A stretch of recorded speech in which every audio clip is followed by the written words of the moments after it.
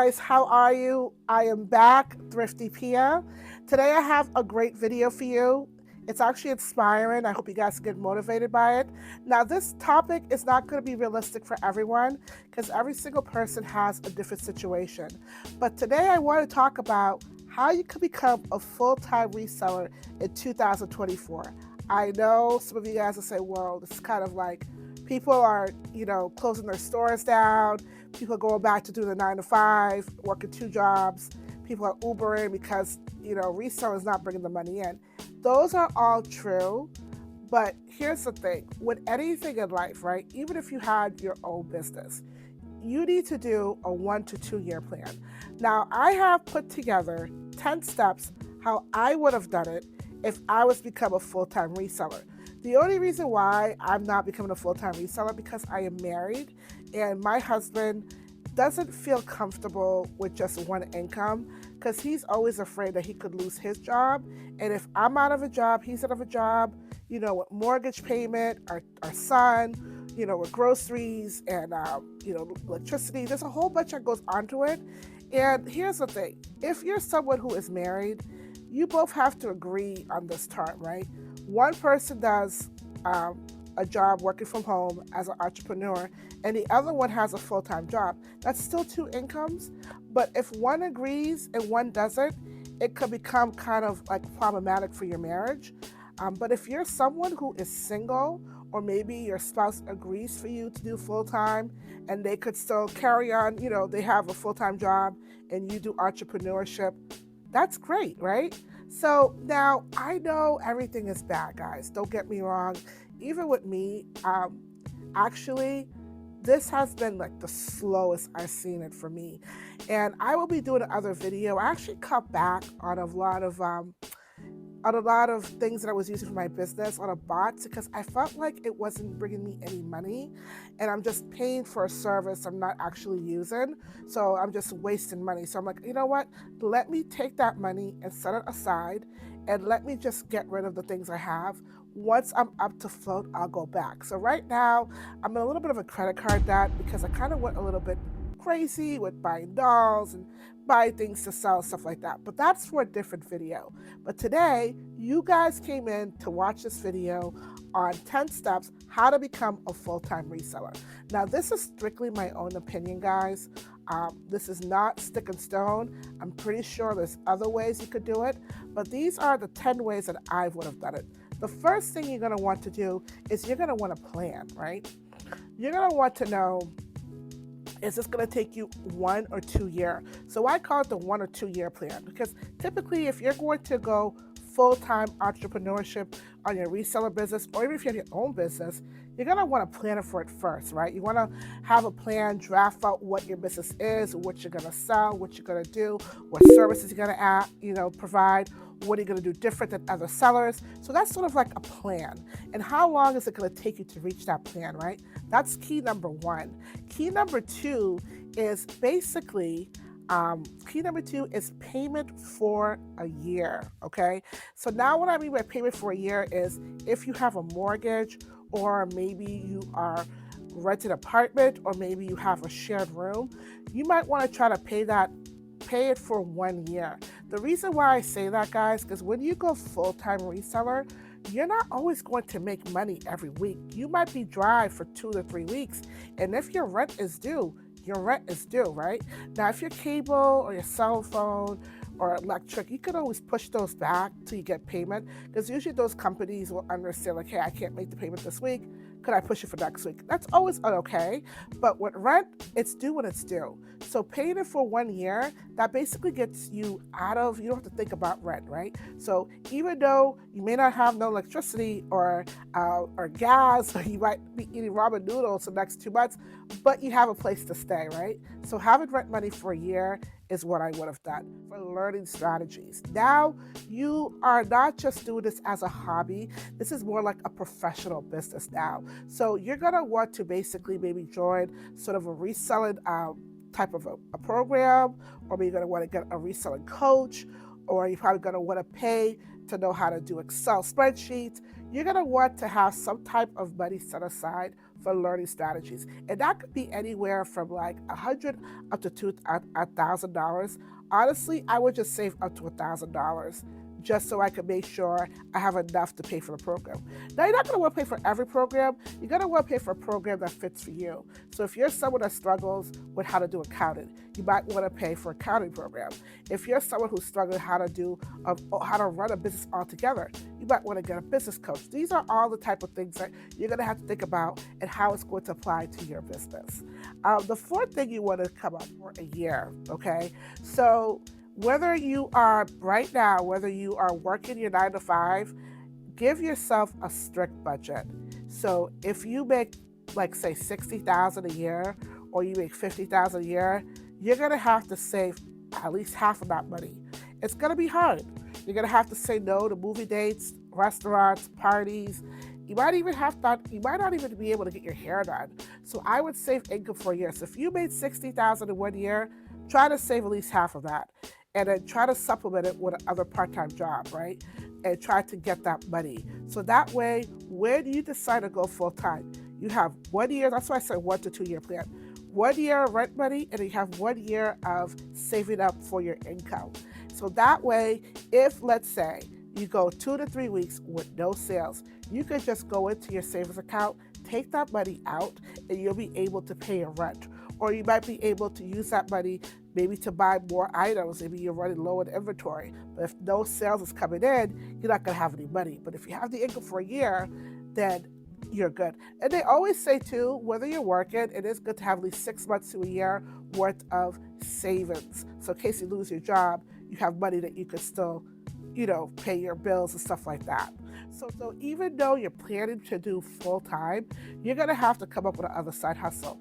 It could be dog sitting, maybe watching your friend's house, maybe you might get a 9 to 5 job, maybe you might have other skills, whether it be maybe you know how to do braid hair, or maybe you know how to do eyelashes, or you have to get licensed for eyelashes. Different state, you don't have to get licensed to braid people's hair, but you're going to have to think about other things that you could do. Maybe you do t-shirts, you put them on Etsy. Maybe you like to draw. Maybe you like to plan parties for people. These are all side hustle jobs that you could do that could supplement your income for up to a year. Number 6 is going to be, now that you are going to be a full-time reseller, going to the thrift store is not going to be significant to run your business, because now you want to make sure you're having money that's coming in every single week. So what are you going to have to do? You're going to have to eventually pick a niche. And I know it's hard for a lot of resellers. A lot of people like to sell different categories, but you're going to have to sit down and figure out, and maybe pull up your graphs on your Mercari or your eBay or your Poshmark and see what item you sell the most out of. You might want to just do jeans. You might just want to do dresses or tops or maybe shirts. You want to be able to find the source, a large amount of inventory. You might have to go to a flea market. A lot of these people at flea markets, they're big time sellers. They're buying units and units and units of storage.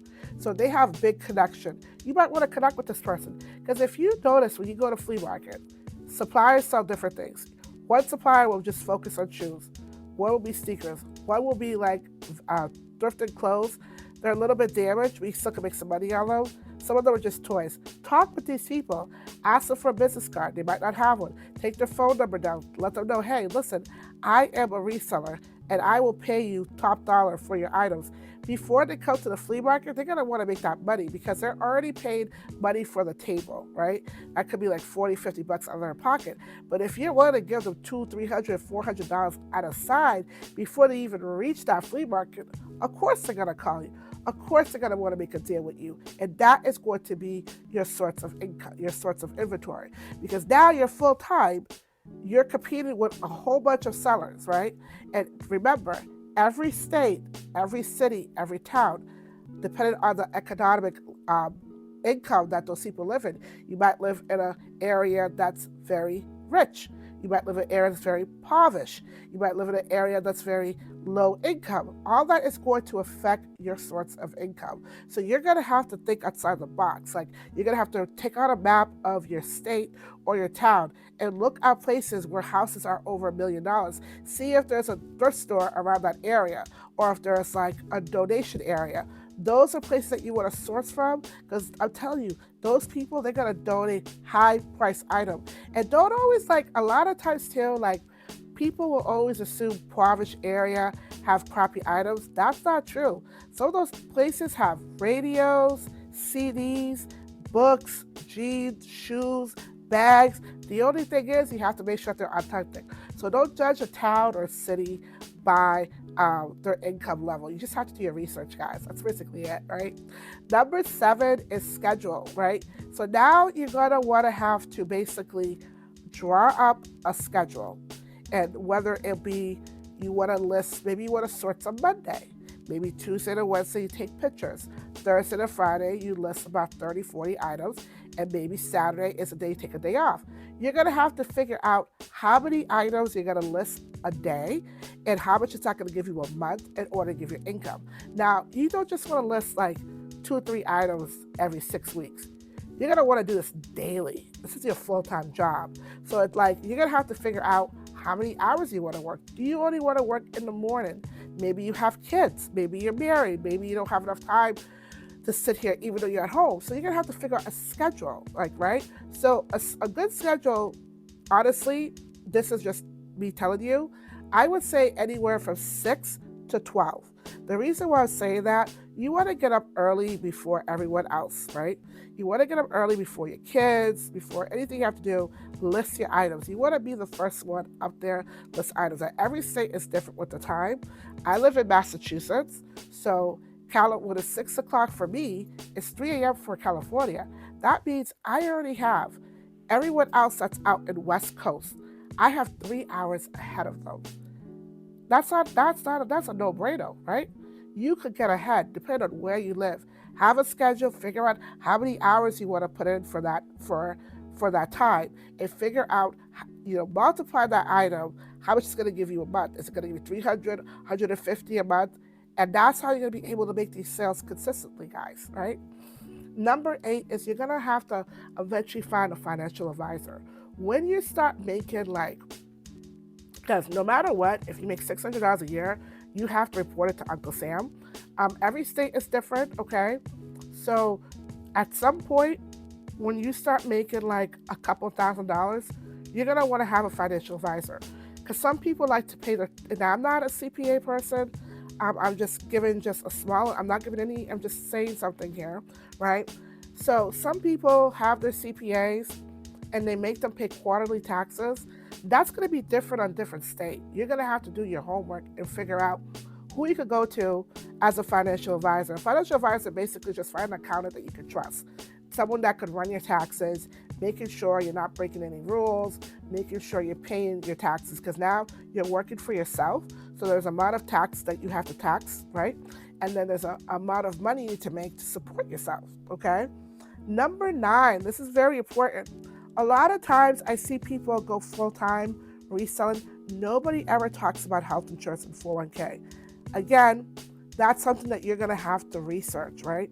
You're gonna have to see what type of insurance you could afford. Now, in my state, if you're unemployed, you could apply for Mass Health. Every state is different. I don't know what other states offer, but that's something you're gonna have to figure out, right? So you're gonna have to find some type of insurance, because even though you're young or maybe you feel like you don't need health insurance, God forbid if you go thrifting one day, you get into a car accident, you break a leg or a shoulder, you're out of a job, right? And when you're out of a job, you can't source, right?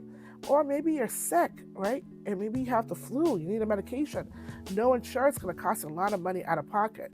It's very important to make sure that when you're unemployed, you have some type of health insurance. And also saving for the future. You're not going to be 90 years old, driving hour, 2 hours, go sourcing the bins, or sit up at late night. So you're not going to do it at 90. You're going to be too exhausted. You want to live your last few days comfortably. You don't want to be sourcing at 90. Can you imagine? You're 90 years old, you go to a source and somebody pushes you at the shoulder, that could be a hip or something. You're gone, right? You don't want that to happen at 90. And number 10, guys, is staying in connections with your local thrifters or maybe different states. Find people that you can connect with online. Now, I have a group that I follow every single Wednesday. I'll put the information below. It's Humpback Wednesday. So basically, they interview all type of sellers, anybody that's on TikTok, YouTube. It's just a way for us to stay connected. You're gonna want to find a group, right? You're gonna want to find a group, whether it be a podcast group or something, and not just listen to these people. Actually engage with these people. Actually reach out to them. Send them an email. Let them know, hey, I'm a reseller. I do this. I love your content. Get in connection with them. The reason why I say for you to get connection with people, working from home could be very boring at times, right? And you don't really have a lot of people that you're talking to. So you want to make sure that you're still staying connected. You want to make sure that you're still staying motivated by connecting with other resellers. Guys, I really hope these 10 steps help you. This is how I would have done it if I was going full time. Unfortunately, I cannot go full time because my husband, I said at the beginning of the video, does not agree with me going full time. Just in case he loses his job, he still wants me to have a source of income for health insurance. So guys, thank you so much. Remember, always focus on you. Do not compare yourself to anybody else. I hope you guys like this video, and I will see you guys next time. Don't forget to hit the notification bell, and please subscribe to my channel. Bye-bye. And I would love to hear your comments below. Thank you.